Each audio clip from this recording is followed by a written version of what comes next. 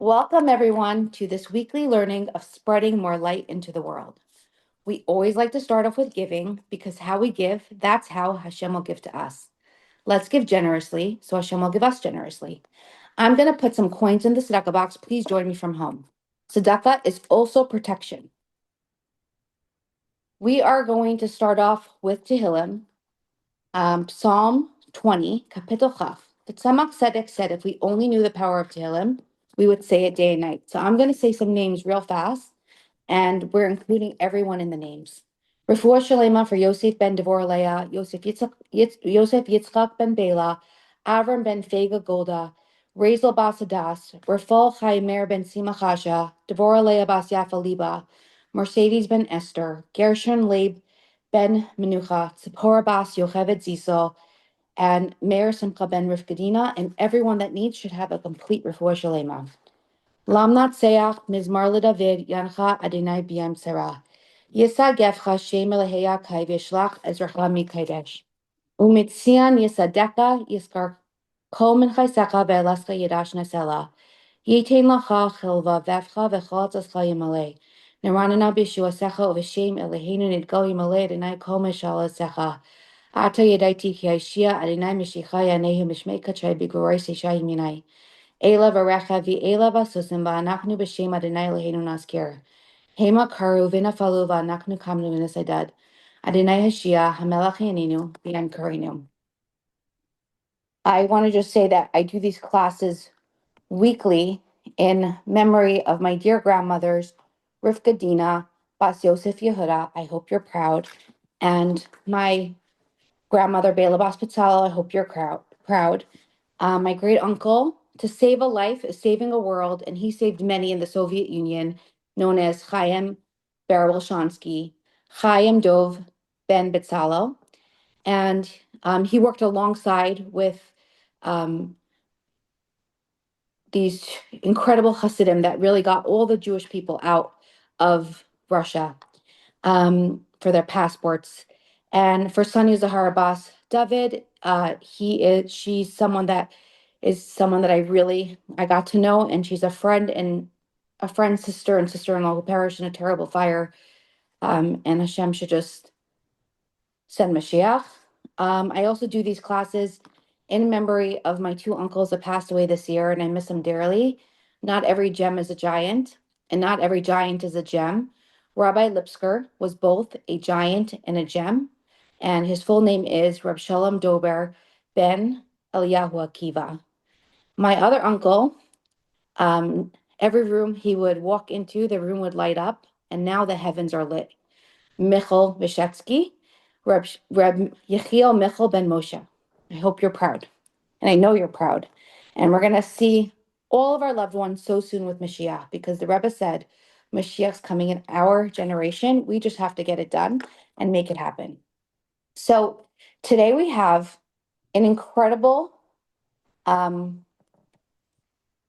really special and dear to me, who was my teacher in high school, and she actually is one of the founding teachers of this class. This is how it started.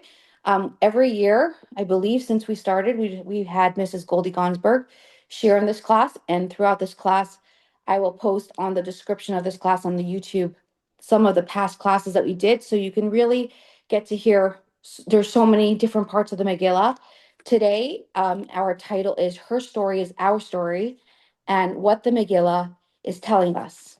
And I'm honored and humbled to have with us someone I consider a very special friend also, Mrs. Goldie Gansbourg. She's also a very special teacher in Beis Rivka, and it's a really special title to be a teacher, even though the world doesn't give credit to teachers like they deserve. But I believe teachers are the biggest celebrities out there today. Welcome, Mrs. Goldie Gansbourg. Honored and humbled. It's an honor and a pleasure, and like you say, humbling to be with all of you again this year. It's really always a pleasure to be here, and to be part of this very special undertaking, Chaya, that you started. And I watched it grow, and it's really just amazing to see how many lives are touched by this weekly share. So thank you for making it happen. Chaya asked me to speak about the Megillah again. And I will try my best to give you some, I keep speaking about it, so I don't know how much of it will be unique, but every year we read the Megillah, so I guess every year we could study the Megillah and talk different things about it. The title of today's class is Her Story is Our Story. And I really believe that when we study the Megillah and we read the Megillah, you will too see that her story is our story. There's a famous halacha that I quote, I think, every year when I teach this class, that kol hakoreh es ha-Megillah l'mafreya lo yotza, which means whoever reads the Megillah backwards has not fulfilled the requirement of reading the Megillah. If you read the Megillah, you start in the middle and you read it till the end, and then you read the beginning, you didn't fulfill your requirement. But the Baal Shem Tov's teaching on that is, if you read the Megillah as if it happened back then, you didn't fulfill your requirements. You have to believe that the story is happening today. Now, we have to explore that a little bit. If it is a story that happened thousands of years ago, how could we say that it's happening today? So it did happen today, and it is happening. It did happen then, and it is happening today, to each and every one of us in our own lives and for Judaism as a whole. There are Hamans and Achashverosh's in our days too, out to annihilate us. And there's God, who the Mordechais and Esthers of today will miraculously make the whole thing change around. That's the story of the Megillah. And I think today, nowadays, that could resonate with everyone. There are the Mordechais, there are the Achashverosh's and the Hamans out there. And there is God who's going to change everything around and make it be miraculous like it was then. There are Hamans and Achashverosh's in our personal lives too, that are out to destroy us, to defile us, to annihilate us spiritually. And then there's the Mordechais and Esthers within us who can overcome them and miraculously make things totally different. You don't need much imagination today. You could all find the Hamans and the Achashverosh's in the world, and you could all find the Hamans and Achashverosh's within ourselves. And we all know that the Megillah happens today, and v'nahafochu, that everything will change around. The Achashverosh's and the Hamans will be destroyed, and the Esthers and the Mordechais will prevail. So let's study a little bit about the characters of the Megillah. Let's see who they are, and let's see how Esther's story is really our story.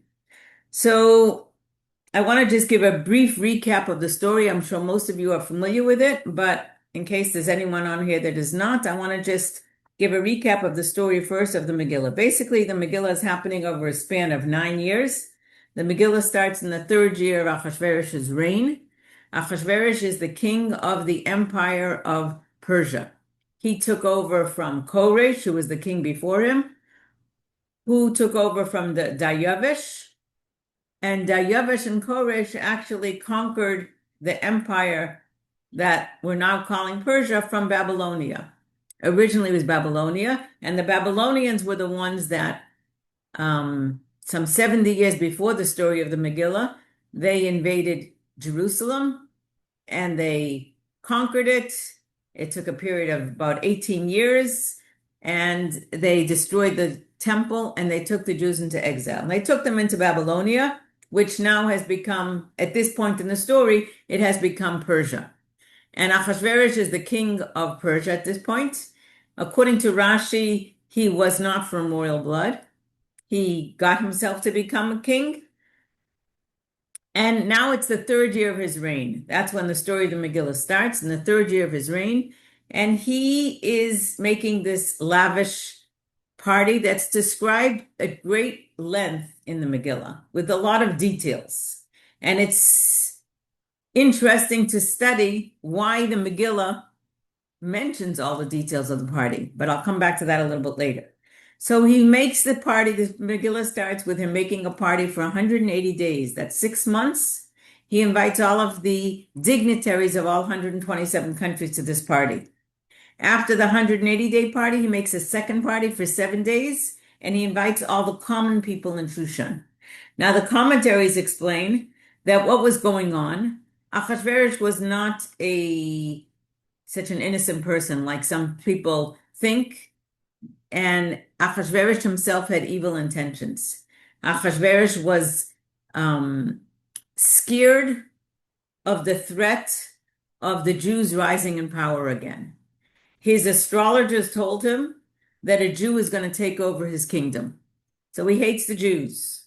His wife is Vashti, and Vashti is a great granddaughter of Nebuchadnezzar, the king that destroyed the Holy Temple.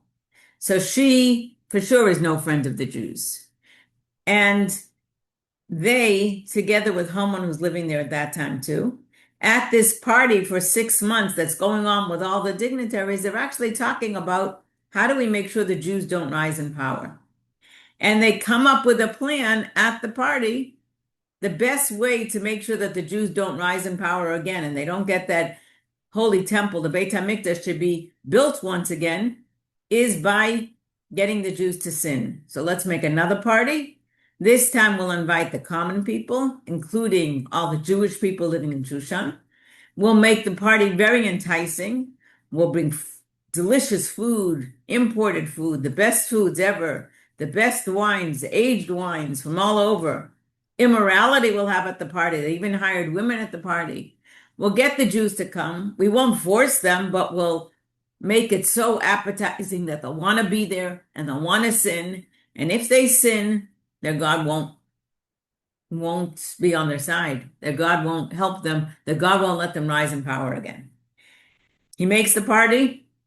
His plan succeeds in the sense that the Jews they can't resist the temptation. It is the party to be at, and they are assimilated, a lot of them at that point. And they do go to the party, even though Mordechai told them not to go. And a lot of them are at the party, and they enjoy the party. And they're enjoying a party that Achashverosh is flaunting God really at the party. He's using the holy vessels of the temple, of the Beit HaMikdash that people were afraid to touch. He's using them at his party. He's wearing the clothes of the Jewish high priests because he has them in his possession. He's serving them food from Israel, imported food from Israel. He created a throne that looks like King Solomon's throne. He's sitting on that throne. And his message to the Jews is, I have everything your religion has. You don't need your God. It's so nice here. It's so tempting here. Just join my party. Be one of us. Be a part of us, etc. The Jews enjoy the party. And the fact that they enjoy such a party really showed that they weren't so well connected to God at that point. They were not expressing, at least openly, their connection to God if they could go to such a party and enjoy such a party. At that 7-day party, on the 7th day, Achashverosh is drunk and he calls for his wife to come to show her off, to show off her beauty. She refuses to come, different reasons why she refuses to come. And Achashverosh gets all upset. What should he do? He told his wife to come and she's not coming. And he asks his advice. Actually, he goes first to the Jewish advisors because they're smart.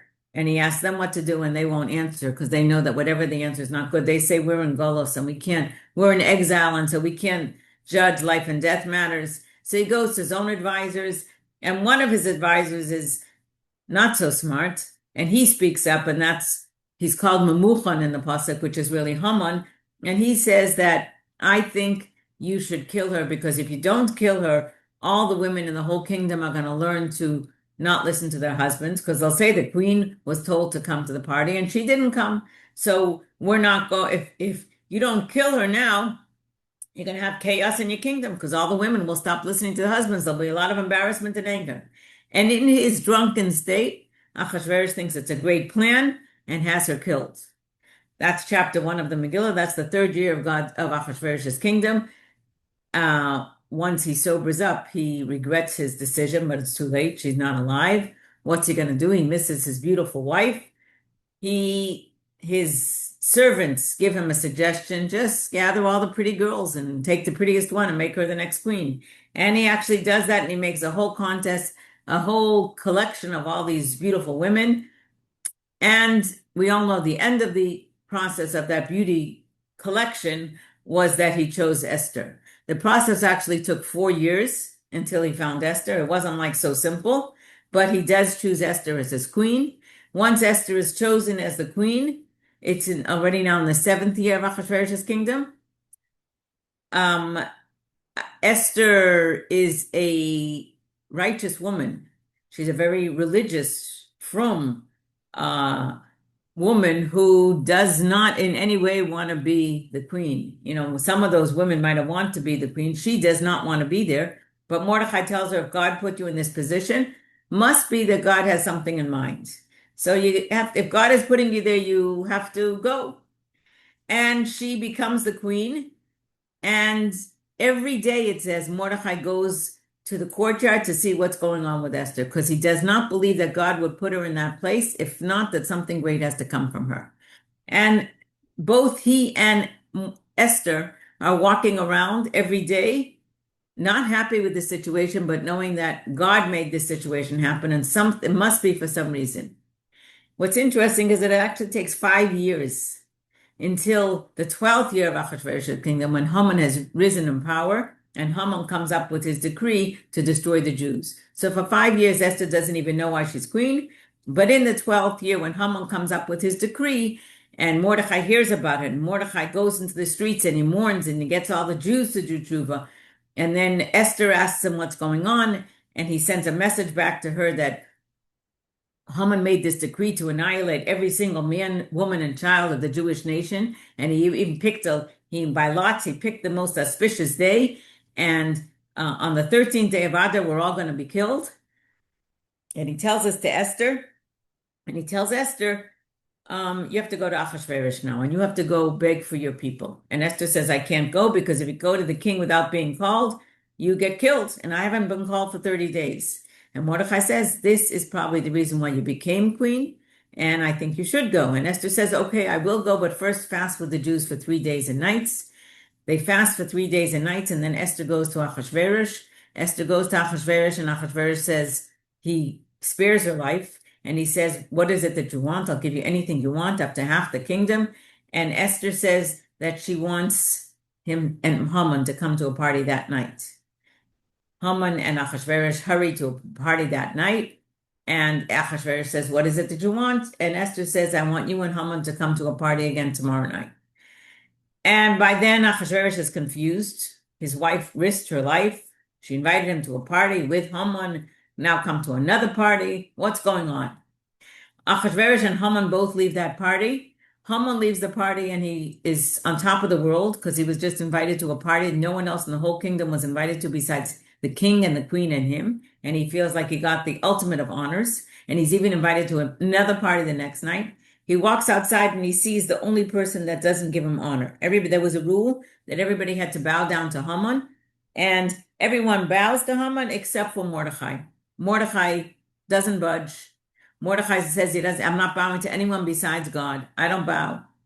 And Haman goes home from that party 1 minute before he was on top of the world, and now he's devastated. And he calls a conference of all of his family, and he says to them, I have everything that could make a person happy. I have riches, I have honor, I have children, a big family. I have everything that a person would want. And it's not worth anything to me every time I see that Jew Mordecai who's not bowing down. And he's not bowing down because he's a Jew. Oh, he's not bowing down because he's a Jew is the reason why Haman made the decree to begin with, was because he knew it's not just Mordecai that he's a Jew. But now so that decree was because of Mordecai's not bowing down. But now he says, I can't stand it anymore. I can't stand seeing Mordecai because everything I have is not worth anything every time I see Mordecai. So his family tells him, we think you should kill him before tomorrow night. So by the time you go to the party tomorrow night, you can go happily to the party. And they come up with a plan. What's the best way to kill Mordecai? They have to find something that the Jewish God didn't protect the Jews from. So we can't throw them in water because they were saved in the Nile River from water. We can't throw them in the fire because Abraham was once saved from Abraham was once saved from the fire. We can't throw them in the lion's den because Daniel was saved from the lion's den, and Hananiah, Mishael, and Azariah. We have to find something else.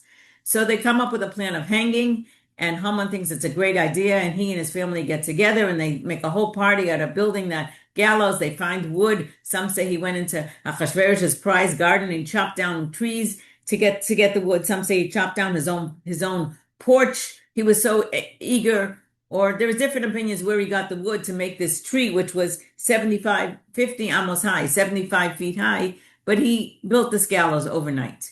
And now he's all excited. He's going to go get permission from Achashverosh to kill Mordechai before the next party. Meantime, that night it says that Achashverosh can't sleep. He's disturbed by the events that happened that day. He doesn't understand, why did his queen invite him and Haman to a party, and now he wants another party the next night? What's going on? And he decided that maybe something is going on between Esther and Haman, and maybe they're plotting to kill him. Then he thinks to himself, well, if Esther and Haman were plotting to kill me, I have plenty of friends and somebody would tell me about it. Then he thinks to himself, well, maybe somebody saved my life in the past and I didn't do anything to it. And he asked to read from his book of Chronicles, and they discover that Mordechai, who was sitting at the king's gate, had once saved Achashverosh's life from Bigsan and Zeresh, and nothing was done to him. So Achashverosh says, great, tomorrow I'm going to honor Mordechai, and then everybody will see that if you save the king's life, you get rewarded well. So he falls asleep, and in his sleep, he has a dream, and in the dream, Haman is coming with a sword to kill him. He wakes up from his dream at this nightmare, and he says, who's in the hallway? And it's Haman coming to ask permission to kill Mordechai on those gallows that he just made. Achashverosh says to himself, my dream is coming true. Haman's probably coming to kill me. And so he decides he's going to test Haman. So he says to Haman, what should I do to a man that the king wants to honor? And Haman thinks for sure the king wants to honor him. So he comes up with a plan that he would love. He says, take the king's clothing and the king's horn, the king's crown and the king's horse, and ride this person on the king's horse with the royal clothes and the royal crown, and call out before him, so should be done to the man that the king wants to honor him. Achashverosh hears his plan, and the first thing he thinks is crown. This Haman really wants my crown. So he says to Haman, great idea, now go do that to Mordechai. And of course, Haman thinks thought he was going to get permission to kill Mordechai. Now he has to honor Mordechai. No way. So he comes up with all kinds of other ideas to Achashverosh. Achashverosh says, do everything that you said, but also go do your plan. Which Mordechai? Mordechai the Jew. Which Mordechai the Jew? The Jew that's sitting at the gate. He has to go do the plan. So he has no choice, and he goes to Mordechai, and he finds him, and he's sitting in the base medrash with 22,000 children. And they're sitting, and they are doing their tshuva. It's been after 3 days of fasting, and they're doing tshuva. And he's teaching them Torah. And Haman says that I have to honor you. Achashverosh said I have to honor you, and he has to get him, wash him and bathe him and give him a haircut and dress him, and then he honors him in the streets, and he calls out, so should be done to the man that the king wants to honor. He has no choice. He's humiliated. And it says all those 22,000 children also join the parade, and they're all carrying torches and flags, and they're calling out, so should be done to the man that the king of all kings, God, wants to honor.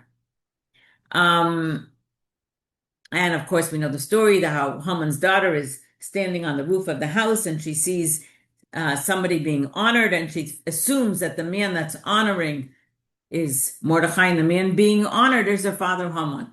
So she decides to humiliate the Mordechai even more. So she takes a bowl of sewage and she throws it on the head of the man who's leading the horse, who she assumes is Mordechai, but in fact it's her father. When her father picks up his face and she realizes who it is, she falls to the ground and she dies. So by the time Haman goes home, he is devastated. He's mourning. He's filthy. He's everything. He gets home and they're calling him to come to the next party.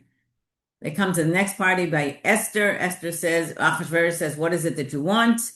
And Esther says, I want you to spare my life and the life of my people. Achashverosh says, what are you talking about? She says, this man is trying to kill me and my people. And the first thing that occurs to Achashverosh is he tried to kill my first wife, and now he's trying to kill my second wife. He got my first wife killed, that was Vashti, and now he's trying to kill my second wife. And so Achashverosh is furious. Achashverosh goes outside and he walks into his garden and he sees trees that were chopped down. And he said, "Who's chopping down my trees?" And they said, "Haman told us to chop down the trees." So he's even more angry. He goes back inside and he finds Haman, who's begging for his life from Esther. And a malach comes, an angel comes and pushes Haman on top of Esther. So he says, "Oh, you're also trying to conquer my wife while I'm here in the house, attack my wife while I'm in the house." And Harvona comes along and says, "You know what else this man did? He built a gallows to kill the man that you just honored today for saving your life." So he says, "Very good, hang him on those gallows." So that's how Haman gets hanged. And interestingly, not everybody realizes when they read this story, the Megillah, but it only happened a couple of days after Haman came out with his decree. A couple of days after he came out with his decree, Haman is dead. We're still in the month of Nisan. So you would think the story of the Megillah is over, but it's not, because the decree is still there. The decree still says, kill all the Jews on the 13th day of Adar.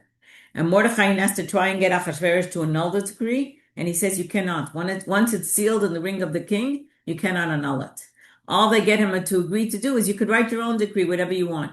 So they write another decree that says that the Jews have permission on the 13th day of Adar to stand up for their lives. They have legal right to fight against anyone that gets up against them. Until the 13th day of Adar, the Jews don't know if they will all be annihilated. And it's very scary. Comes the 13th day of Adar, and v'na'avochu. Everything is changed around. The day when they were all supposed to be killed, instead, they're safe. Instead, not one Jew is killed, and they actually kill out many, many, many of the people that were trying to get them. So it's a day, the next day, the 14th day of Adar, becomes a day of celebration.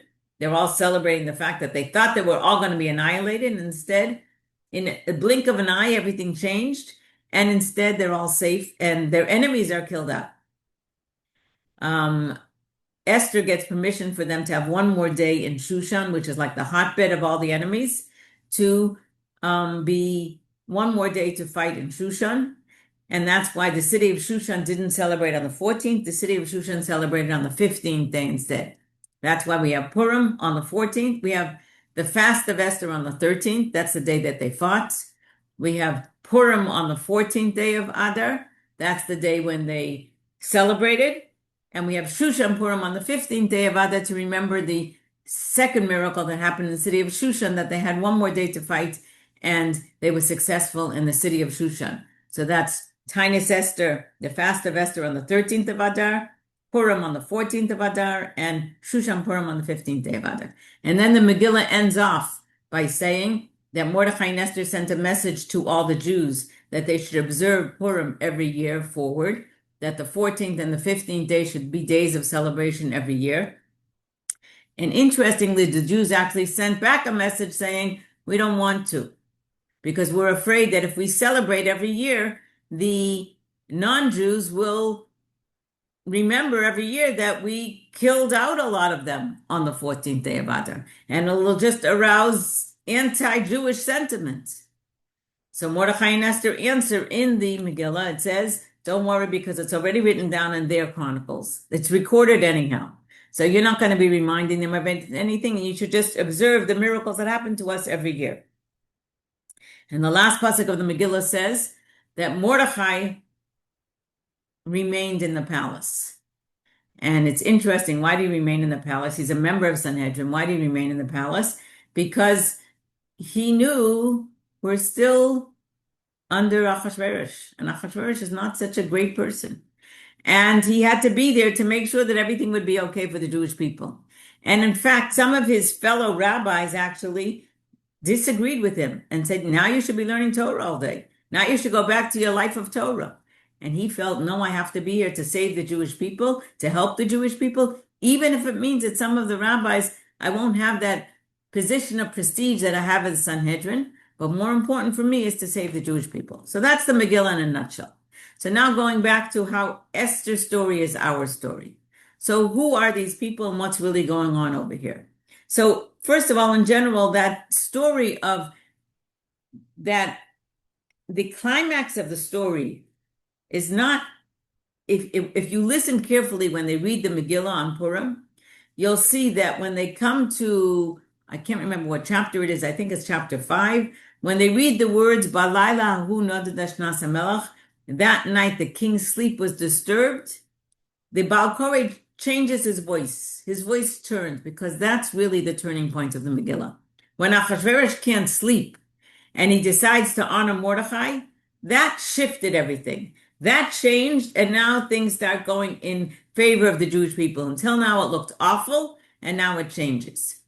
What's interesting is there's a rule that every time in the Megillah it says the king, Esther and Mordechai were also implying the king of all kings, God.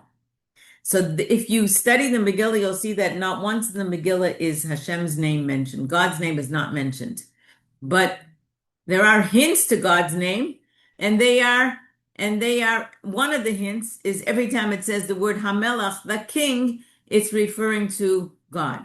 So when it says that night the king's sleep was disturbed, Achashverosh's sleep was disturbed that night. He was disturbed over the fact that Esther invited him and Haman to a party. But Hamelach is also referring to God.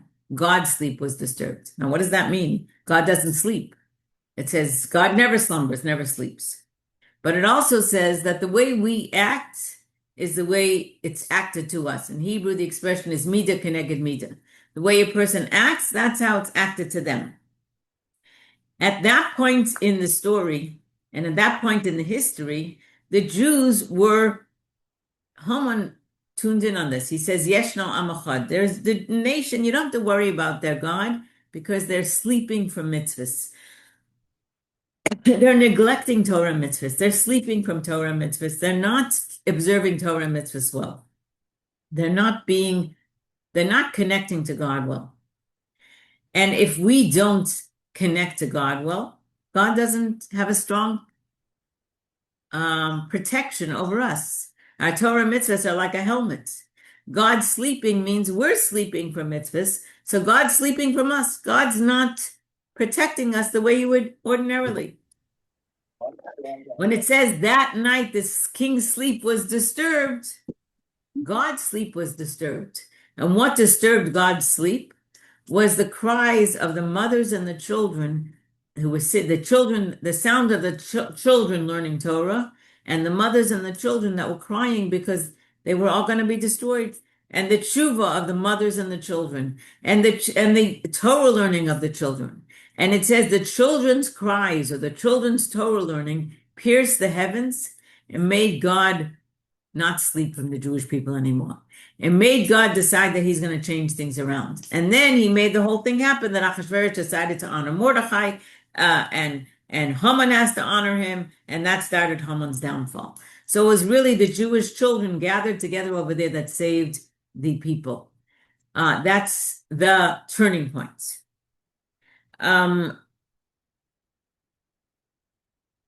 Let's talk about who these people are for a minute, and then we're going to go back to Esther. So let's talk about Haman for a minute. Haman, we all boo by Haman, and he is the enemy in the story. Even though, like I said, Achashverosh wasn't so innocent and Vashti wasn't so innocent. They were also pretty evil. But Haman was evil for evil's sake. Haman comes from that famous nation Amalek, who they're just out to be evil. They're out to get the Jews. They have a vendetta against the Jewish people. They have a vendetta against anything good. And there's no reason. Because they're Jewish, they want to kill them. Sounds familiar?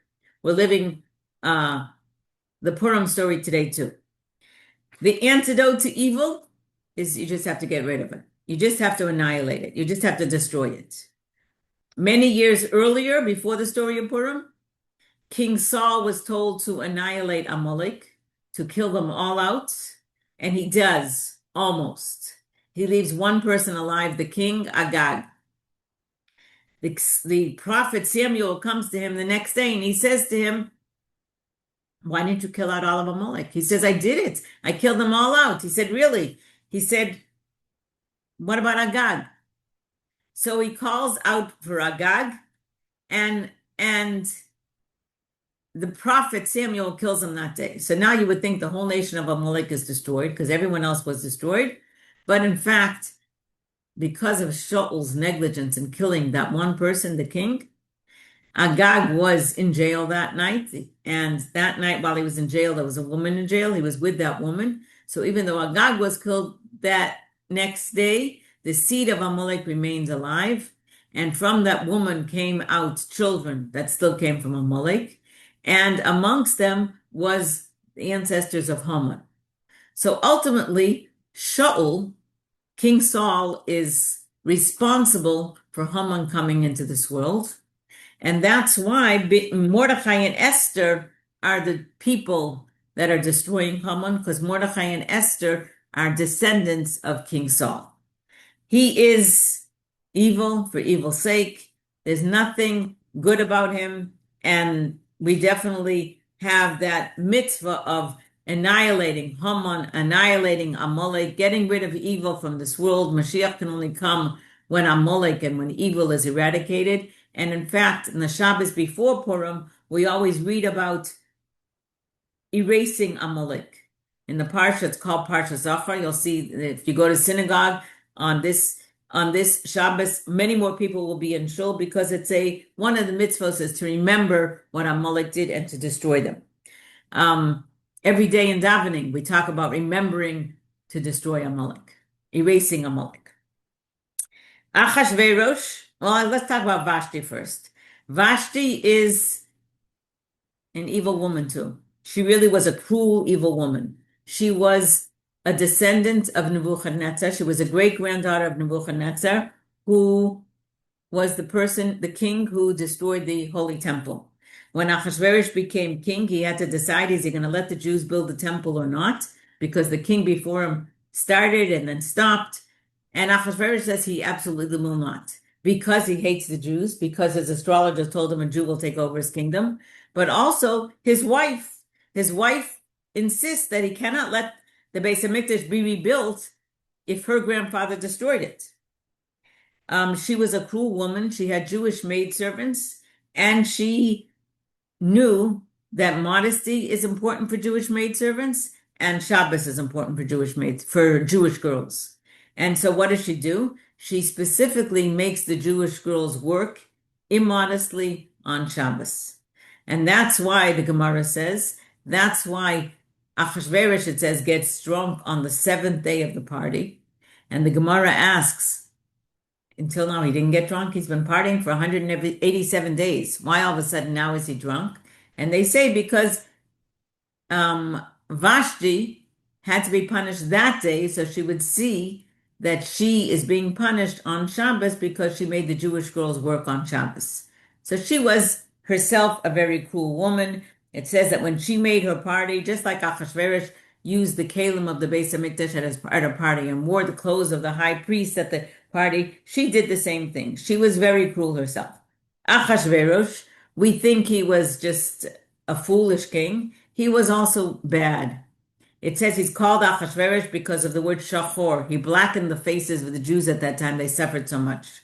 Or from the word rosh, which means poor. He made them all poor.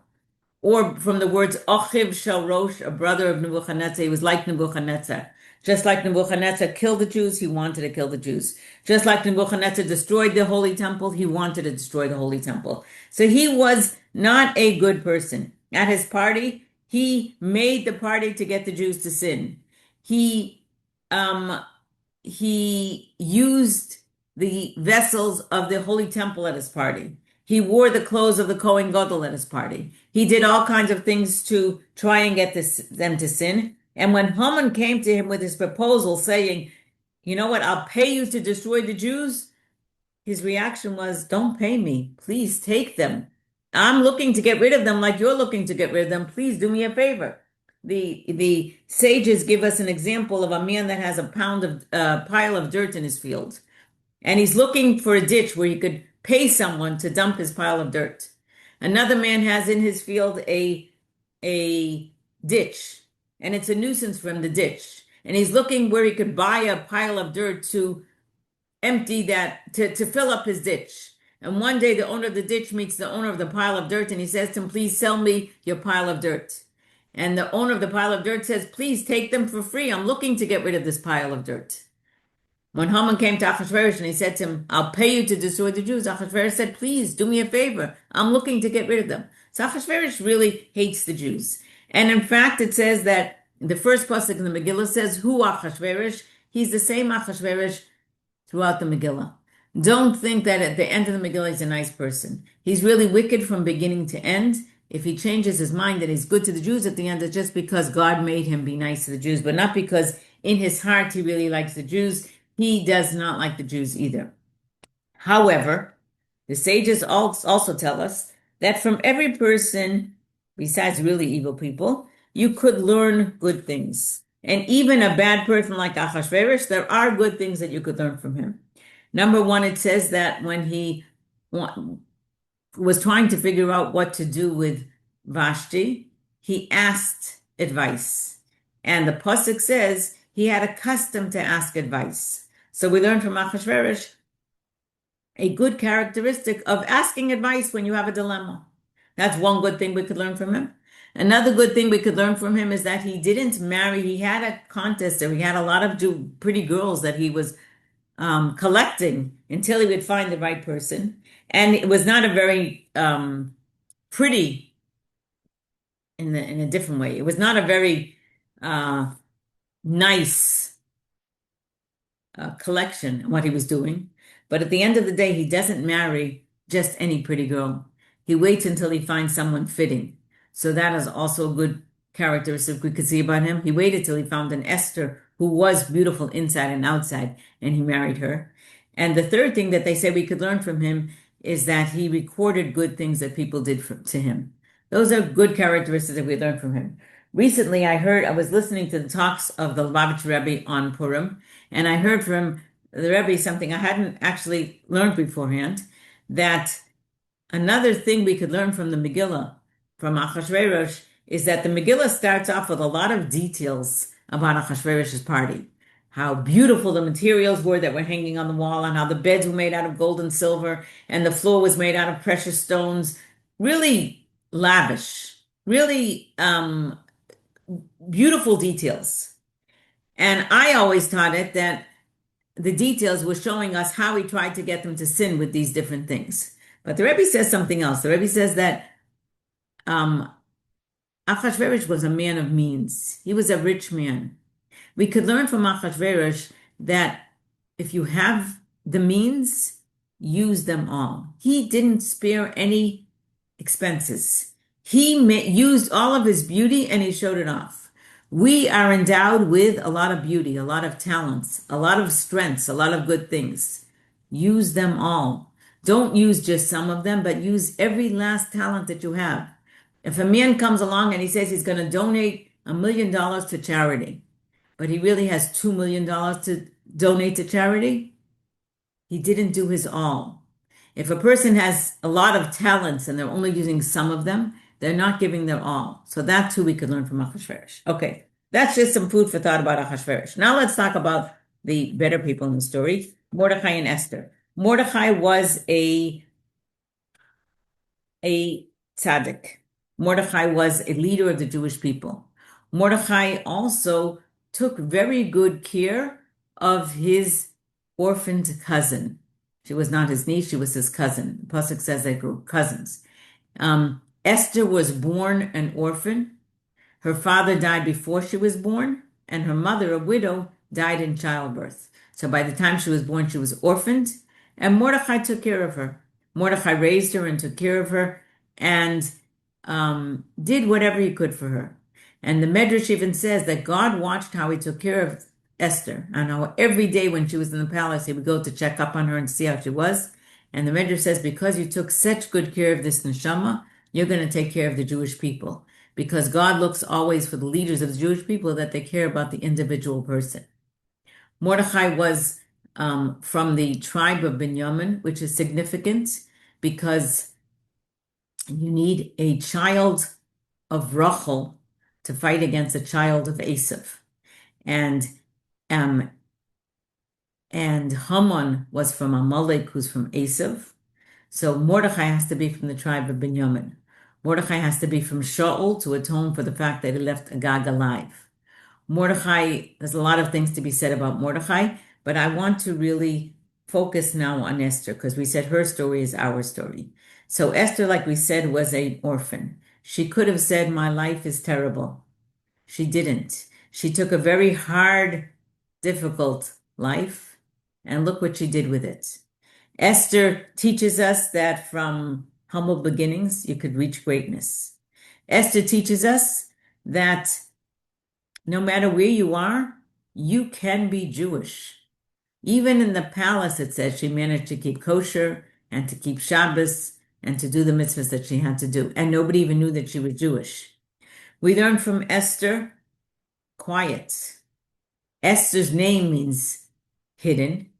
The whole Megillah, there's so much hidden in the Megillah. Like we said, there's no name of Hashem in the Megillah.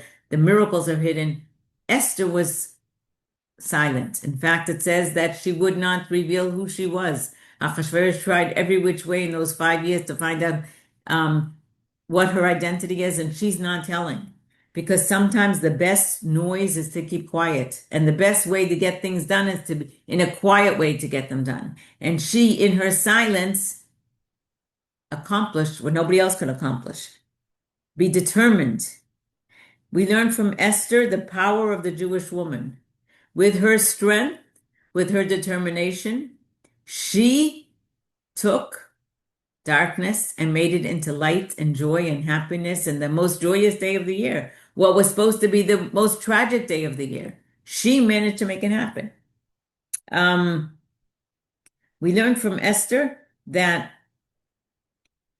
you have hidden powers. She went out of her comfort zone. She did things that she did not want to do. But if God puts you in a situation, she knew something has to be done over there. And if God puts us in a situation, we know that we're there to accomplish something good. And we could tap into those strengths that we don't even know that we have. And we learned that from Esther. We learned from Esther the power of unity because she knew that in order to annul that decree, first you have to go gather the Jews and fast. Gather them. She knew the Jews were not united. Gather them together. I know Achaya wants me to open up the question, so I'm just gonna end off with this last thought. The Megillah is called Megilas Esther, the Megillah of Esther.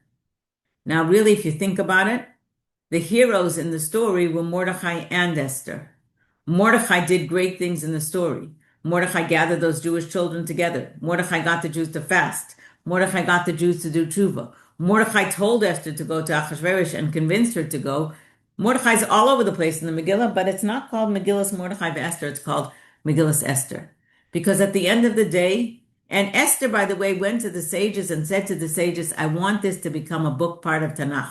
I want Purim to become a holiday. Not because she wanted her Mesiris Nefesh remembered, because she wanted the lesson to be remembered. She wanted the lesson that Hamais, in Hebrew it's called Hamaisuhu Iker. Action is the main thing. Mordechai planned and plotted and told her and guided her, but at the end of the day, who did was Esther. And that's the Jewish woman. And that's all the women in this class and all the Jewish women in the world. The Jewish women in the world can do things. They don't sit and talk and plan and think. They get things done. And that's the story of Esther. The story of Esther is that we have in our power to change darkness into light, to do things and to get this world, which looks sometimes dark and looks like there's a lot of Hamans and Achashverosh's in it, and to make the Mordechais and the Esthers prevail, and to make it into a world where there'll be light and joy and beauty. And that's going to be in our days, just like it was in the days of Purim. It will be in our days. And watch and see the miracles that are happening every day. Open your eyes and see them. And they will be happening. And the world will be changed to only light and only joy. And Purim is the happiest day of the year. And it will be the happiest day of the year for all of mankind this year, God willing, the coming of Mashiach. Wow, thank you. I love how you condensed the entire Megillah in such a short. But again, we are going to post the other classes that you did throughout the years if you want to hear more details on the description of the YouTube channel. Before I get to the questions that came in, can you share the mitzvos of Purim, what we're obligated to Thank do you. on Purim? Yes, that was what I was going to say, and I forgot. Since Esther's message is action is the key, we need to make sure that we don't just learn about Purim, but we actually do on Purim, and we actually do. The mitzvahs of Purim are called easy mitzvahs. They're very easy mitzvahs to do, and they are mitzvahs that unite us. And Esther's whole message was Jews unite, be one, be together. What are the four mitzvahs? The four mitzvahs are hearing the Megillah. Purim is on, when is Purim? What day of the week?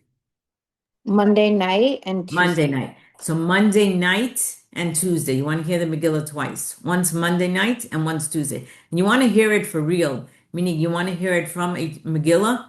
You want to hear it by somebody who's qualified to read the Megillah properly, and you want to hear every word if you can. So there's hearing the Megillah, and it says, Berov Am Hadras Melech. It's even better if you're with a lot of people. That's why people traditionally go to synagogue to hear the Megillah, but you could hear it in a house too. You could hear it a group of people too. The main thing is to hear the Megillah Monday night and Tuesday. The other three mitzvot are done on Tuesday day. Mishloach manot, which means you want to give two food items to at least one person. And nowadays they're very fancy mishloach manot that people give, but the mitzvah is to give to two food items to at least one person. I would like to humbly suggest that you give to someone else. And by the way, men give to men and women give to women. Um, I would like to humbly suggest that perhaps you'll also find someone who doesn't know about shalach monot and give it to them too, and make the mitzvah travel even further. Or find someone who never gets shalach monot, who no one's remembering, and give them shalach monot, because it's all about caring about someone else. The third mitzvah is matanot le'avyonim, which means charity. You have to find two poor people on Purim and give them tzedakah. If you can't find two poor people in your circle, give it to the local rabbi, synagogue, someone, and they will find two poor people. But you want on Purim to give charity to two people, and you want to have a Purim meal, which means sitting down with bread and celebrating with friends together at Purim Seuda on Purim. So the four mitzvahs are Megillah twice, Mishloach Manot, which is two food items to one person, Matanot Lavyonim, which is charity to two people, and um, and a Seuda, a meal. Wow. By the Okay, so way, masquerading is not one of the mitzvot. It's a custom that people do, but the mitzvot are these four. yeah. One question that so someone said that they heard that you're supposed to give two people, not one person. Give Shalach two manot. people. It was supposed to give two.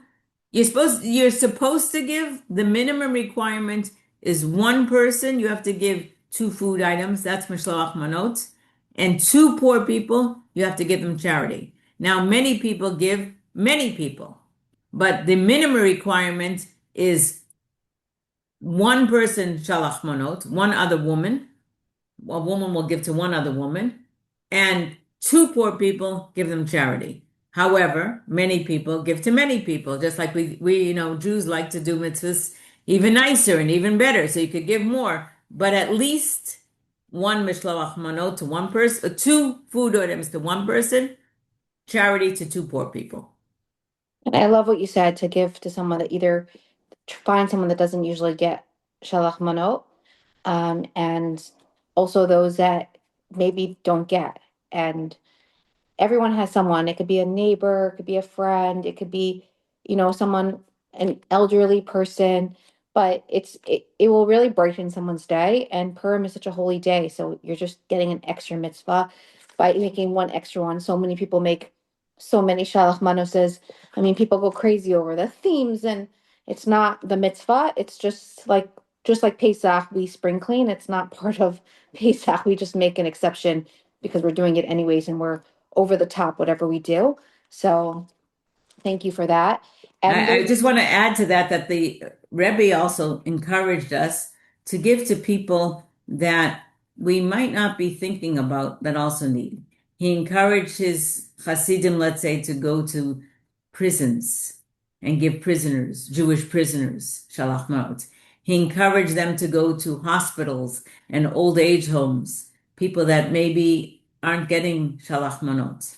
He encouraged his Hasidim in Israel to go to the soldiers who are in far off places, dangerous places. Give them shalach manot. Let them hear the Megillah too. Remember everyone on Purim.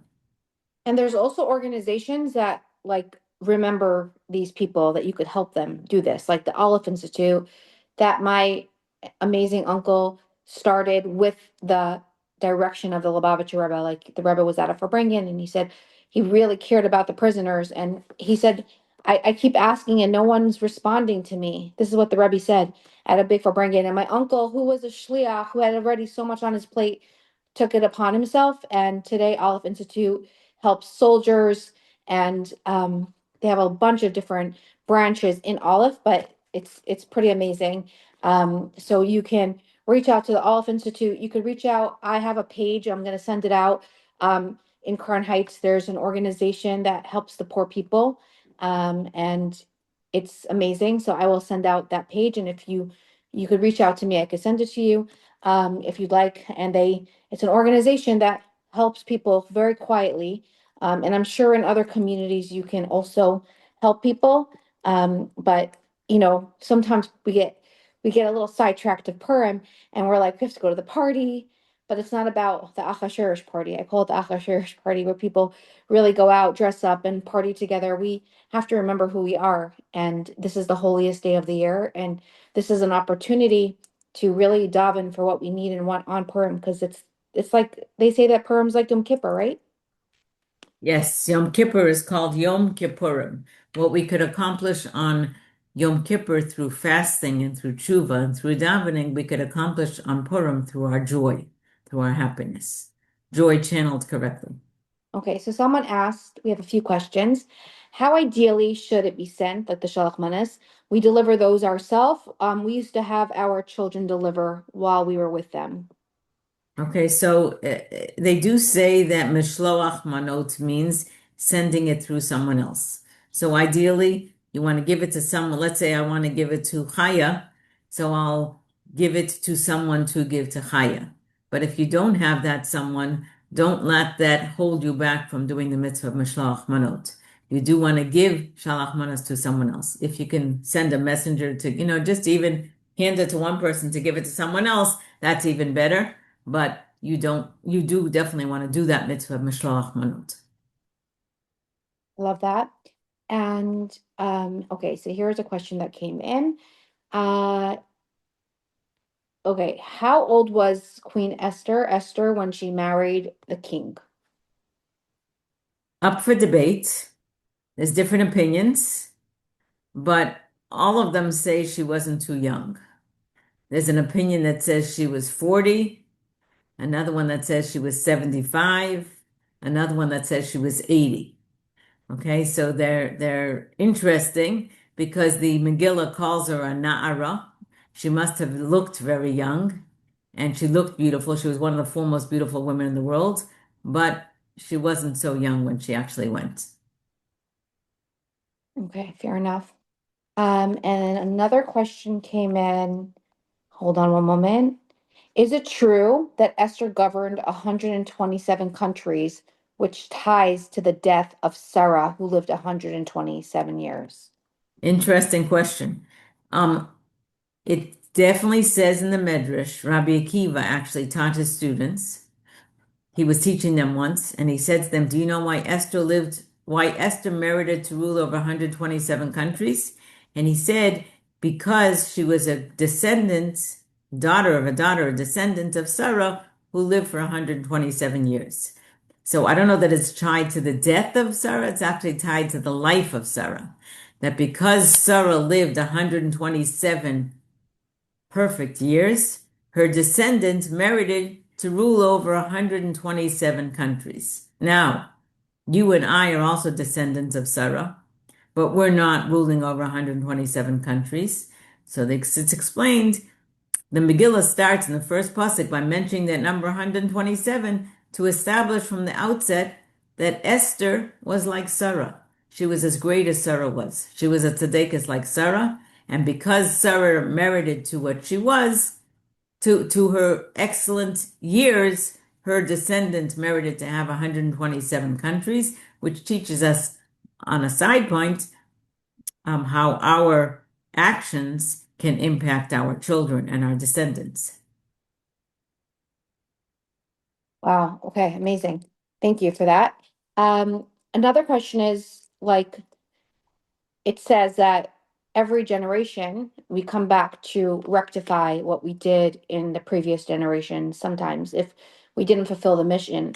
So do you believe that we didn't, I mean, Mashiach's not here, but like there's still an Achashverosh in the world, there's still a Haman in the world, there's still a Queen Esther in the world, there's still like it's just hidden from us, like the story of Purim, is it still happening in our time? The story of Purim is happening constantly. And um, like I said, the Megillah ends by saying that that which looked tragic turned into something beautiful and joyous and wonderful in one oh, in 24 hours it changed, or terrifying, like in, just right away. Same thing will be in our days. All the Achashverosh's and all the Hamans will be annihilated, and all the Esthers and the Mordechais will prevail, and things will change around. Anything that looks bleak and dark will be changed around to be light and happiness, and it'll be with the power of the Jewish women and the Jewish children who are learning Torah. Wow. Okay. And there's another question. Why do we stomp our feet when we say Haman's name or make noise? So traditionally, actually, it's a grogger, but people definitely do stomping their feet or making any noise. And I believe it's because it says erase the name of Amalek. So every time Haman is mentioned in the Megillah, we're erasing it by banging. Um, some communities have a custom to actually only bang when it mentions Haman's name with the descriptions that he was evil. Like if it says Haman hara hazeh, this wicked Haman, or Haman ish tsar va'oyev, who was a wicked person. When it mentions something about his wickedness, that's when they bang rather than on all the Hamans that are mentioned. But it's to erase the remembrance of Amalek. We're fulfilling that physically by stomping. Great answer. When I taught in preschool, I used to tell the kids, they all knew, boo Haman. They would all say it. They were 2 years old. But yeah, we have to boo Haman in our lives. Okay, so you mentioned that the utensils were used at King Ahasuerus's party of the Beis Hamikdash. It was obviously taken, stolen. These amazing um, like things we had, and I'm wondering if you know anything about it today. Like, was it destroyed? Is like the things from the Beis Hamikdash hidden from us? Like, do we know anything about it? Like, was it passed down to different generations? Because if King Ahasuerus had it, who has it today? No, well, they then were in the second temple. This was after the destruction of the first temple, and then the second temple was built, and they were brought back in the second temple. The Romans then destroyed the second temple about some 400 years later, and then the question is what happened to the vessels of the temple. There are those that say that some of them are in the Vatican now, actually. Wow. And someone just said there's a film that shows that they are in Rome, but we don't really know. Interesting. It's going to come back to us because what no one could take away what's truly ours. Well, And when the we Beis Hamikdash will be rebuilt, we will have all the kalim once again. We will have all the vessels once again. will hopefully really soon. And Amen. the Lubavitcher Rebbe said it's happening in our generation, but it's up to us. So, and someone came to the Rebbe, I say this all the time, and he's a news reporter, and he said, "What's the message about Mashiach?" And he said to add more goodness and kindness into the world. And, And and I will add that it's going to be in the merit of the righteous women on this chat who are going to help to bring Mashiach through the Torah learning that they're doing. love that. And of course through you, through all the good things that you do, and all the people that keep coming back to share on this chat. So it's their merits. This class goes pretty far, and humbled. So I want to end off with, even though we could listen to you all day, but we are gonna put the past recordings out so you can hear them.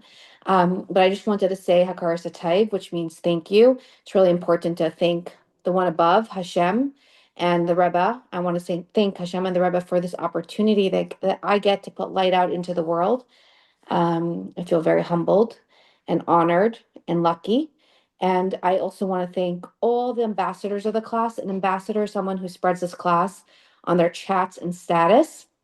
And in 1 minute, poof, light goes out to the world. And you can become an ambassador today. And there are benefits to being an ambassador, and that is I share my merits with you. So I highly suggest everyone to consider being an ambassador, sharing this class. Reach out to me, and you will get onto the list, and I will share your name at the Rebbe's OL. And I want to say thank you to my mashpia of this class. I'm very lucky to have her, Shani Jacobson. A mashpia is someone that is your guide and helps you with, I would say, spiritual endeavors in your life and just different things. And the Lubavitcher Rebbe was very for people having a mashpia. And he said, through the mashpia, the message will come through, like as if I'm giving the message. So I feel very lucky that I have a mashpia for this class who guides me and helps behind the scenes, and I don't take it for granted. So very grateful for that. I also encourage everyone to get a personal mashpia in their life because it is life changing. And I want to say thank you to my nephew Donnie, who helps with the podcast. You guys asked and we listened and we got this on Spotify. It's the Soulful Spot. Check it out. So my nephew Donnie puts it up every single week. So we have that. And lastly, I want to say thank you to my dear husband, who really helps with this class as well, being my support and supporting this and helping with the YouTube channel. Really grateful. That's how we get the recordings out there. So thank you to my dear husband Izzy, and Hashem should just bless him and us with everything. I also would like to do a little roll call. Copying is the best form of flattery, and Rabbi Kolarski every year at the kinnos of the men's and the women's kinnos, they would um, do a roll call. And tonight we have with us 39 ladies who tuned in live, but we did a little poll, and I know that a lot of people listen to it after, but a lot of people do appreciate it live as well. But it's amazing how we can come with so many people around the whole world. So tonight we have with us East Brunswick, New Jersey, Palm Springs, California, Baltimore, North Carolina, Brooklyn Heights, LA, California, Five Towns, Cedarhurst, Crown Heights, Wellesley, Massachusetts, Long Beach, California, Toronto, and we have with us, hold on, one more came in. We have Palm Springs, California. We were also asked to give a shout out to Israel, South Africa, and Texas and England, who tunes in the day after because of time zones. Texas just tunes in because it's easier. So really honored and humbled. We also have Ottawa, Canada. Thank you for that. So it's amazing. Anyways, God bless everyone. We should merit to have Mashiach this year. Yesterday, but this Purim we should celebrate together with the coming of Mashiach and be united with all of our loved ones. Amen. Amen. And thank you Thank you. again, Mrs. Goldie, for this amazing class.